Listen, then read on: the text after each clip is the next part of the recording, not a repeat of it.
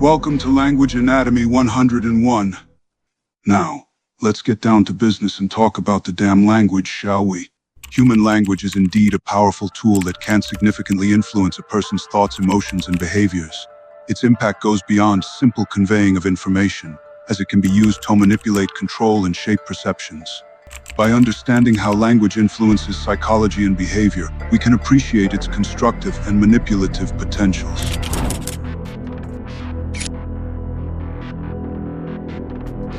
Words have a strong emotional impact. The tone, word choice, and framing of a message can dramatically influence someone's feelings.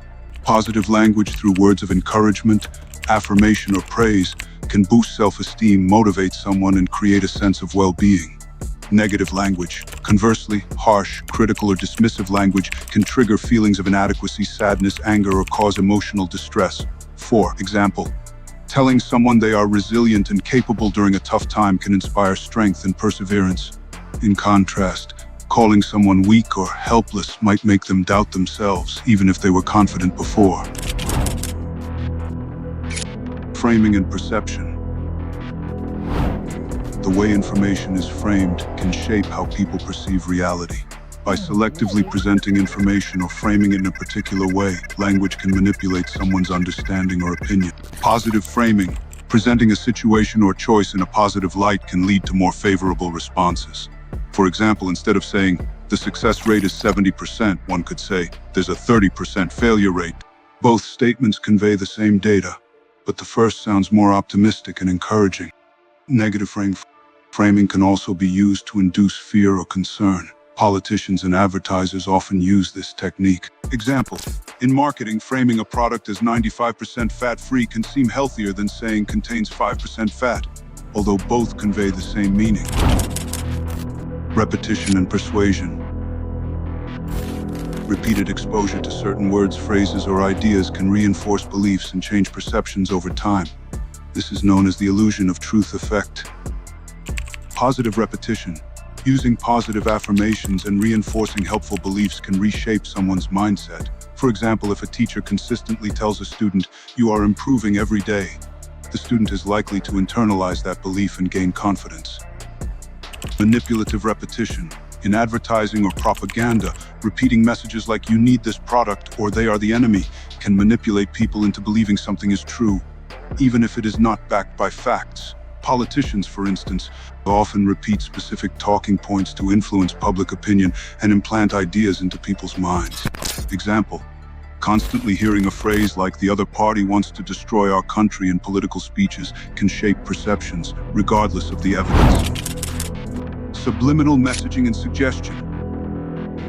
Language can be used subtly to plant ideas in someone's mind without them realizing it.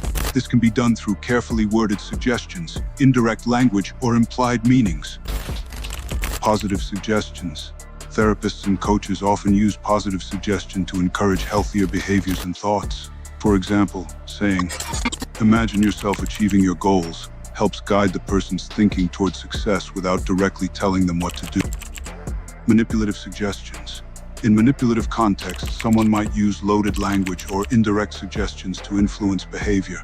For example, saying, "it's up to you, but everyone else is doing this," subtly pressures someone into following the crowd, even though the choice appears to be theirs. Example, in advertising, phrases like "don't miss out on this opportunity" suggest that if you don't act, you'll regret it, creating a sense of urgency and manipulating behavior. Language and persuasion techniques. There are various linguistic techniques used to persuade or manipulate, including 1. Rhetorical questions. Asking questions that are not meant to be answered but are intended to guide the listener to a specific conclusion. For example, "do you want to live a healthier life?" is a rhetorical question often used in marketing to make the listener feel compelled to buy a product. Appeals to emotion. Using emotional language to bypass logical thinking and trigger emotional responses. Words like love, fear, hope, or safety are often used to manipulate emotions in advertising, politics, and relationships. Loaded language, words that carry strong emotional associations, are used to influence people's feelings and opinions. For example, calling someone a hero versus a rebel can drastically change how that person is viewed. An example of this linguistic technique in action. In political debates, phrases like fighting for freedom or oppressing the people are emotionally charged and used to manipulate audience reaction. Half-truth and strategic distortion. This technique is often referred to as a half-truth or strategic truth distortion. It involves blending a look with a little truth, making it more believable. This strategy often uses either a universal truth or a fact that seems easily acceptable to camouflage the lie. The goal is to avoid outright falsehood, giving people something to work with, thus buying time to maintain composure instead of getting immediately caught due to obvious signs of lies.